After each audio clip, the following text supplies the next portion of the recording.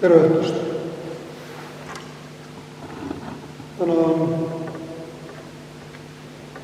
enamus Tallinna kirikut kinni. Nagu te teate, on valitsuse otsus, et 3.–28.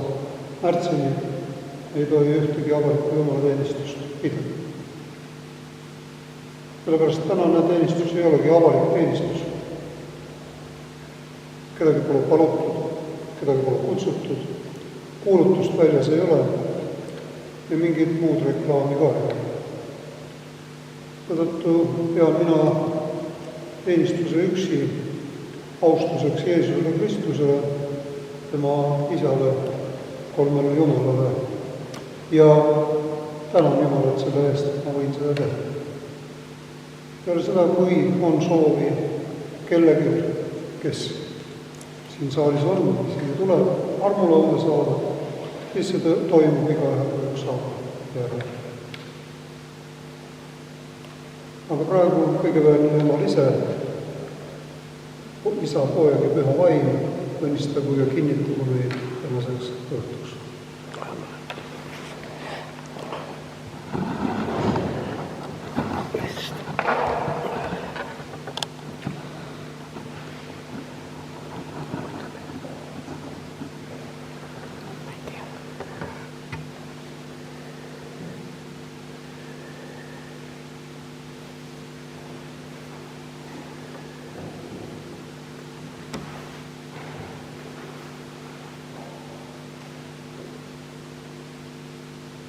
Minu silmad on alati mu Jumala poole. Tema tõmbab mu jalad võrdust välja.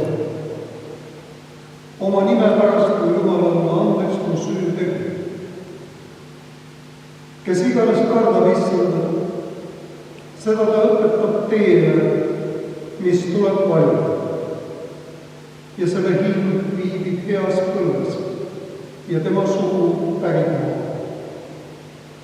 Issanda osadus on nendel, kes teda kardab, ja ta annab neile pead oma vekki.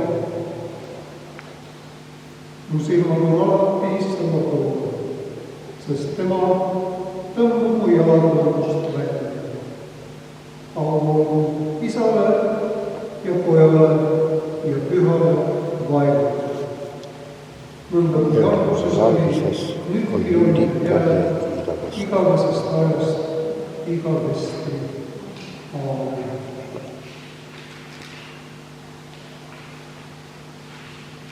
Täna mõtleme ka sellele, mida me oleme valesti teinud, milles oleme oma Issandat pahandanud. Ja teame, et Jeesus nädalasõna kohaselt on kurjuse võidu võitja, ütleb meile, ükski, kes on pannud käe abra külge ja siis vaatab tagasi, ei kõlba Jumala riigile. Ja see on ka see, mis me siin oleme. Aga üks kõhklusi on olnud meiegi südamutes ja oleme meiegi vaadanud kõrvale näinud siis, kui oleme näinud midagi, mis on ebameeldiv või ohtlik, või oleme jätnud tegemata midagi, mis oleks võinud meid endid kahjustada, aga teistele siiski kasulik olla. Sellepärast tuletame endale veel meelde Issanda sõna Adra järel käijast, et tema silm ja vaade peab olema suunatud ette ja mitte taha, ja ta ei tohi jätta pooleli seda, mis ta alustab. Ärgem siis jätkem meiegi pooleli seda head tööd, mida me oleme lasknud Jeesuse enesest teha ja mida tema on meid läkkinud tegema maailma. Tunnistame oma auto. Kõige väljendus alastaja ise, mina vaevatatud inimene, tunnistan sinu vastukas, mis minu mõtte, sõna ja teo on teinud, ja millega mina sinu vihaisen juhuse, ajalikult igavesti, olen teinud. Aga minu naamid on pärast väga pari, ja ma kahetsen neid südamest ja palan sinu isalikus alastuses ja sinu armsa Poja, Jeesuse Kristuse, meie õnnistegija, kibeda kannatamises ja surmast. Olen vaesuse armuline. Halasta mu peale, anna mulle andeks kõik minu patud ja anna mulle armust, püha vaimu väge, et ma oma elu saaksin parandada. Issand, halasta. Kristus halasta. Issand, halasta. Kui see on teie tõeline tunnistus palve, siis koske. Jah. Issand on seda kuulnud. Selle teie tunnistuse peale kuulutan mina teile, kes te oma pattu kahetsete ja usus meie Issanda, Jeesuse Kristuse lunastustööle kogu oma lootuse panema. Oma pattud tahate maha jätta ja Jumala püha tahtmist nüüd elada. Teile kuulutan mina kui kutsutud ja sealt Jumala sõna sulame, Jumala enese arvame. Ja mõistan teid Issanda Jeesuse Kristuse käsu kõigist teie pattudest vabaks. Kolmel Jumala, Isa, Poja ja Püha Vaim. Amen. Au olgu Jumalale kõrges. Au kiitus on igavest olmaile Jumalale, et tema suurest helduses meid abistanud jälle, sest hea eel on Jumalal, suur rahupõlv on taeval, kõik vaev on otsa saanud.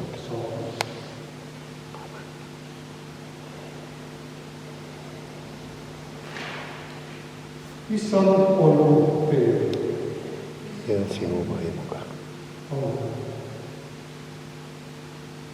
Kõige väärne Jumal, mille taevane Isa, sina läkitasid oma poja maailma, et nad tühistaks kuradi. Sinul on meelevõttu ja me anname endale sinu kaitse. Tänased päeva. Ja halasta meie peale. Päästa meid ära kurja pealest. Ära lase meil kiiduda, halda. Vabasta meid oma pühast sõnas.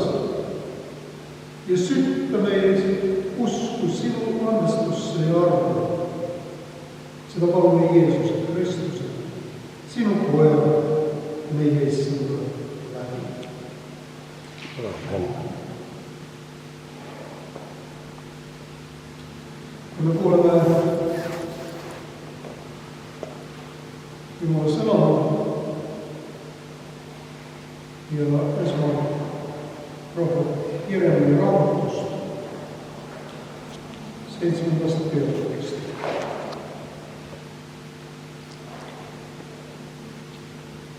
Salmid 23, 26. Kuulake minu hääl, siis ma olen teie juurde ja teie olete minu rahvas.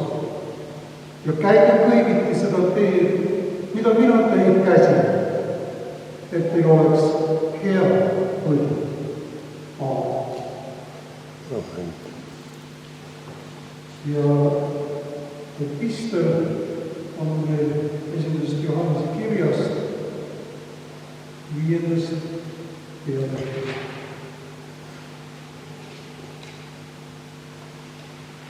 Maailma võitlust usus.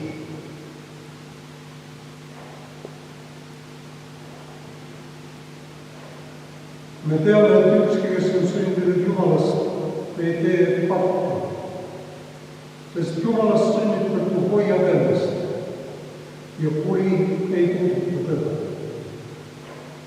Me teame, et meie oleme Jumalast ja maailma hoiab ennast. Aga me teame, et Jumala poeg on tulnud ja annab meile mõistmise, et meie tunneksime ära tõeliselt. Ja meie oleme tõelises tema pojas, Jeesuses Kristuses. See sama on tõeline Jumal ja igavene jälg. Tunnistame ühes koos Jumala ees oma risti usku südamest mõõdelt. Mina usun Jumalasse, kõige väärasesse, taeva ja maa ja maa poolesse ja Jeesusesse Kristusesse, tema ainsesse pojasse, meie issandasse, kes on saadud pühast vaimust, ilmale toodud meid Maarjast, kannatanud Pontius Pilaatuse ajal, risti löödud, surnud ja maha maetud, alla läinud surmavalda, kolmandal päeval ülestõusnud surmast, üles läinud taeva, istub Jumala oma kõige väelise isa paremal käel. Sealt tema tuleb mõistma elavate ja surnute üle.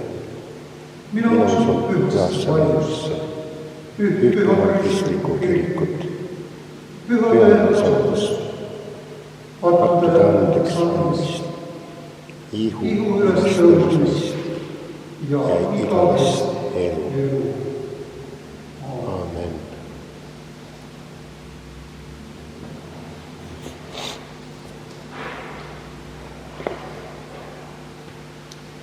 Ja meil on veel lugemine pühast evangeeliumist. Öelge, kas te tahate, et ma paneksin mikrofoni? On kuulda? Siis ma ei tea seda. Issanda evangeelium Johannese järgi.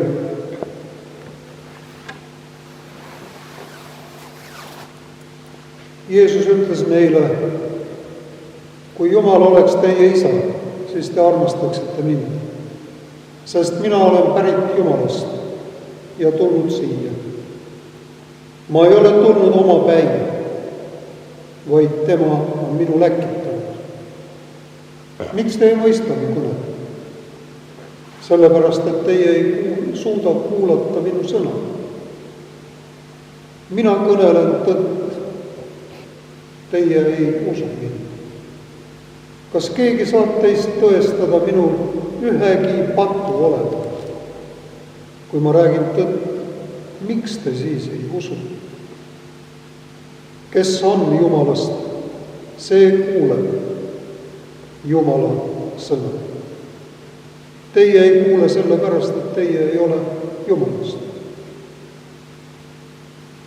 Juudid ütlesid talle, eks meil ole õigus, kui me ütleme, et sina oled samaarlane ja sinus on kuri vaim.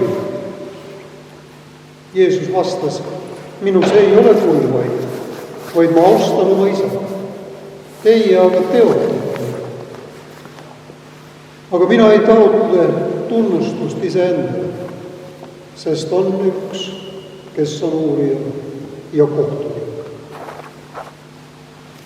Kui ma ülistaksin iseennast, siis ei oleks mu ülistus mitte midagi. See, kes mind ülistab, on minu isa. Tema, kellest teie ütlete, ta on meie Jumal. Teie ei tunne teda, aga mina tunnen. Ja kui mina ütleksin, et ma teda ei tunne, siis ma oleksin teie sarnane valetaja. Kuid mina tunnen teda ja panen tallele tema sõna. Nad võtsid kive ja tahtsid Jeesuse nendega surnuks teha. Aga Jeesus peitis enese nende eest ja lahkus pühakogust. See on issanda sõna. Amen. Istuge palun.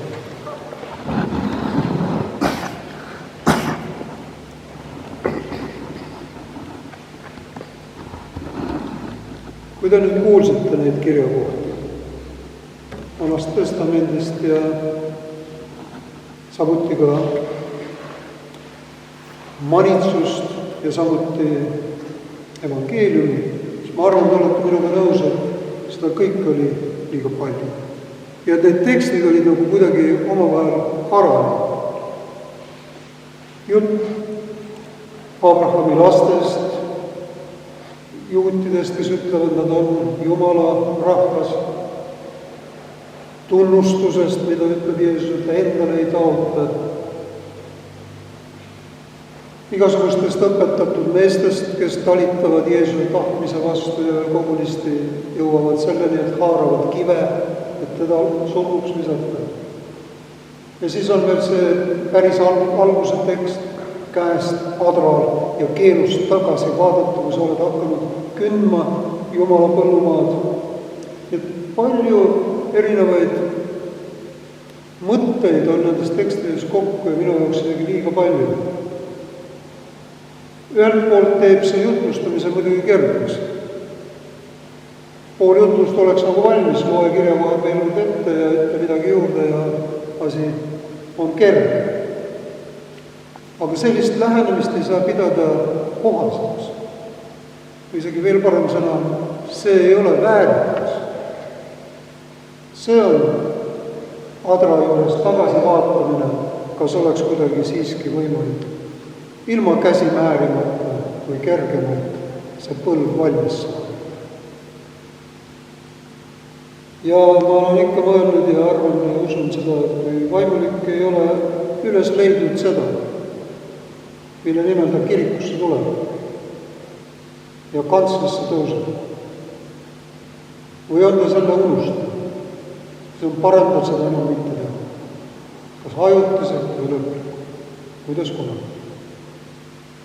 Ja see paneb mind küsima, mis on see, mille nimel täna need, kes teevad kas videoülekannet või otseülekannet või suhtlevad silmast silma oma kogudusega, need vaimulikud, mis on see, mis nemad on siia toonud, mis on see, mille nimel nemad kantslis seisavad.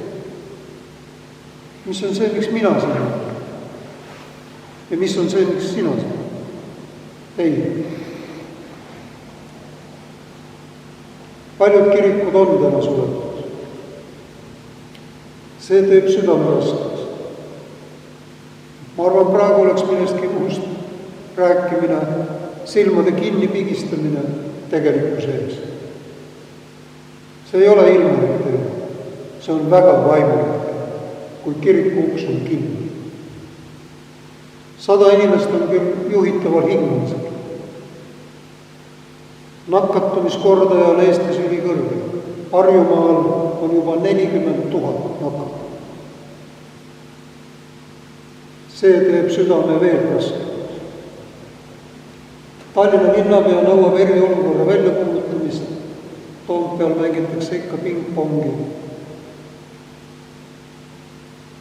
Kergem oleks tõepoolest laupäeva õhtul olnud siit minnes uks lukku keerata ja riputada silt suletud. Aga seda on kerge teha ja seda on raske kanda. Kui sa oled niimoodi teinud, siis seda sa ei saa unustada. Siis sa pead seda iga patutunnistuse ajal veel ja veel kord kordama ja see ei lähe kergeks. Sellepärast me ei tee.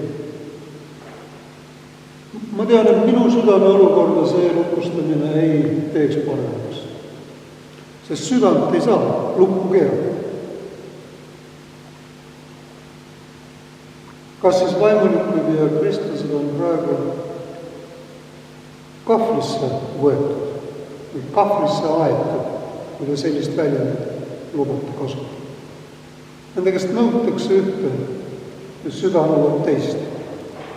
Nad peavad midagi otsustada. Sulevit ei ole siin, Sulev on vana malehunt, aga malemängus tähendab kahvlisse võtmine seda, kui ühe ratsu tule all on 2 vigu või 2 nuppu. Ja kui on mõlemad tule all, siis on ühe kaotamine paratamatus. Aga sama termin on ka suhtlemispsühholoogias. Ja see tähendab sellist olukorda, kus üks suhtleja paneb teise või teised sellisesse sundolukorda, sundsituatsiooni, kust ei ole hea väljapääsu. Ma pean ütlema, et see valitsuse otsus, millest ma alguses nimetasin, on lõks. Valitsus saadab kiriku ukse taha ratsu. Ja ratsu valmistub kahima ettureid. Etturid on need, kes saavad malelaual teha ühesuunalisi käike. 1 ruut või 2 ruutu edasi. Meil ei ole muid võimalusi. Aga meie ei ole etturid. Selles on erinevus. Ja seega on vaja teadvustada, kes me siis õieti oleme. ja vastus on, me oleme vabad inimesed. Me oleme otsustusvõimelised inimesed. Nii igaüks teeme valiku. Ja koos me moodustame Jumala rahva, Risti kiriku. See on väga kirju ja mitmekesine. Aga millest väljaspool ei ole pääsmist.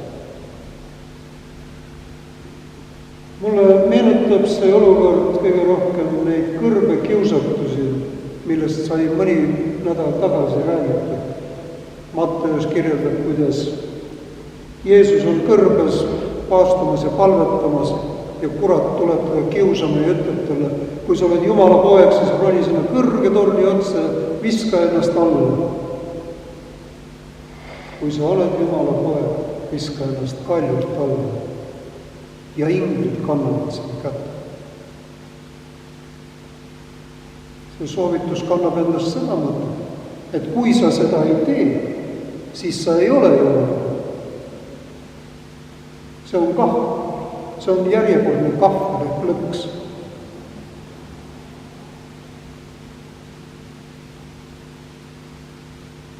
Te teate ju seda, kes seda ütleb.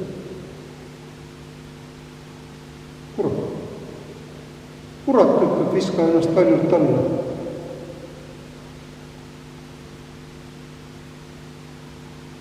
Argimõtlemise kohaselt peab taolises olukorras, kahvel olukorras valima kahe võrdset või ebavõrdset halva võimaluse vahel. Ja kui nad on ebavõrdselt halvad, siis ütleb jälle nii moraaliteoloogia kui tavamõtlemine valime siis vähem halva.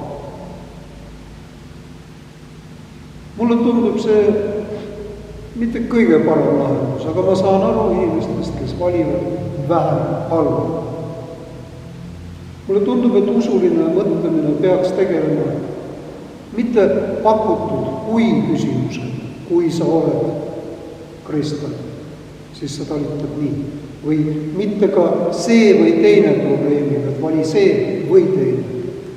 Vaid hoopis just nimelt selle küsimusega, et kellelt see väljakutse tuleb, kelle provokatsioon see on, kes minult nõuab, et ma pean kahe halva vahel valima, kui ma ei taha. Ma tahan valida hea. Ma pean mõtlema, kes ütleb, miks ütleb ja kas see, mida öeldakse, on tõene.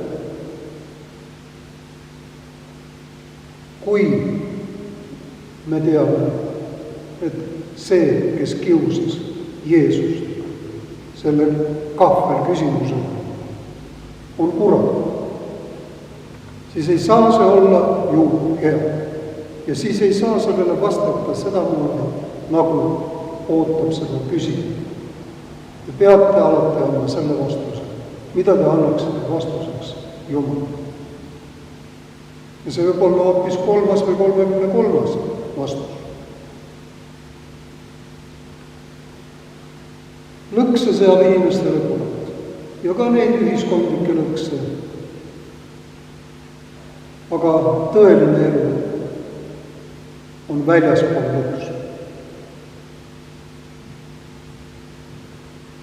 Paratamatult tuleb nüüd tänaste tekstide juurde tulla ja kuna need on nii haral ja kuna nendes on nii palju, siis ma võtan sealt ühe sõna ja mulle tundub, et see oli oluline kõigi tekstide kohal, ka siis, kui seda otse ei olnud mainitud, küll oli see aga selgelt evangeeliumis mainitud. Ja see sõna on kuulab.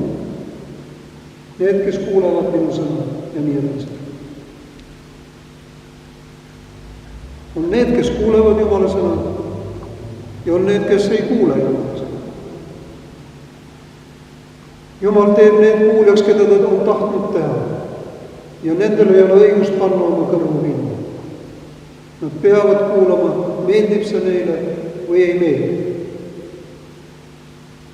Jumal tõstab selle üles, keda ta tahab üles tõsta ja heidab selle eemale, keda ta tahab eemale heidab. Võiks öelda, et sellel see või teine skaala, et vali see või teine, on kuulmise vastandiks kurtus. Ja et seal vahel on siis pooltool. See on inimlik skaala. see ei ole Jumala sõna. Jumala skaalal mõõdetakse kuulmisvõimekust. Millega? Kuuletumisega. See ei ole Jumala sõna kuulmine, kui ainult kõrvas vibreerib midagi ja sinus ei muutu midagi. Jumala sõna tõeline kuulmine on kuuletumises. Kuuletumises Jumalale ehk tema sõnas avatud või avanenud tõele. Nagu ma enne ütlesin, tõeline elu on väljaspool lõpus. Jeesus ütleb oma tänases pöördumises neile, kes seavad talle lõkse, variserid, kes küsivad ta käest küsimusi ja süüdistavad teda, et ta iseennast upitab, öeldes, et ta on Jumala poeg. Et nemad ei ole kuulnud. Nad ei ole kuulnud Jumala sõna. Kuidas on see võimalik? Et kui Jeesus Jumala sõna seisab kõneledes nende ees, suisa nende keskel, ei ole nad ikkagi kuulnud. Nad ei ole ometi kurdid. Ei ole. Aga nad haaravad kivid, et teda surnuks lasta. Järelikult on kuuletamine ja kuulmine midagi muud kui see füüsiline defekt, mis takistab kellegi kuulmist. Ka kurt võib kuulda paremini kui õpetatud mees. Kuuletuda tuleb meil esmalt just ja ainult Jumala sõna. Ja seda ka nende väliste regulatsioonide ja uste kinni ja lahti. Kuuletuda Jumala sõnale on au. Ja otsustes ja tegemistes peab preester või vaimulik või kristlane, sest me kõik oleme vaimulik seisus, püha preester on kuninga lapsed. Otsuste tegemisest tuleb lähtuda risti inimese vabadusest. Risti inimese vabadus sisaldub evangeeliumis. Ja kui me seda ehedalt teeme, siis me ka ehedalt elame. Ja me ei ole lõksus, me ei ole kahvlis ja meid ei kahjuta, sest me ei ole ettu.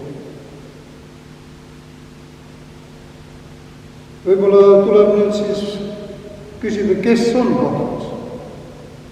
Kes on lõksus? Kui ei ole vaimulikud ja kristlaskond, kas siis on lõksus hoopis valitsus? Või on lõksus rahvas? Ja selle rahvaga me peaksime ju ometigi üles näitama solidaarsust. Ma arvan, et me näitame solidaarsust üles ka sellele, kui me oma risti inimese vabadust kalliks pidades ja manifesteerides oleme valmis oma rahvaga lõksus. Mulle tundub, et praegu seda me teame. Me ei ole seal mitte oma hingelise olukorra pärast, vaid me oleme seal sellepärast, et meie naabrid, meie üleaegsed, meie kogukonna liikmed on seal. Aga palju rohkem ma tahaksin loota, et ka see tähendab midagi hoopis muud. Et lõpuks on kahvlis kurb. Kurjus, mille Jeesus Kristus, Jumala poeg, on juba ära võitnud. Amen.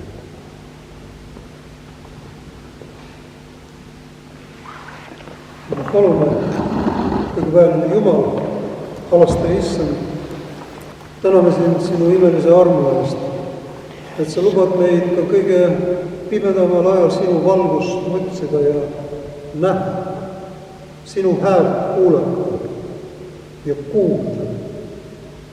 Kuuletuda ja väärtustada seda, et sina meiega üldse räägid ja et sina meie keskel oled, et sina meid õnnistad.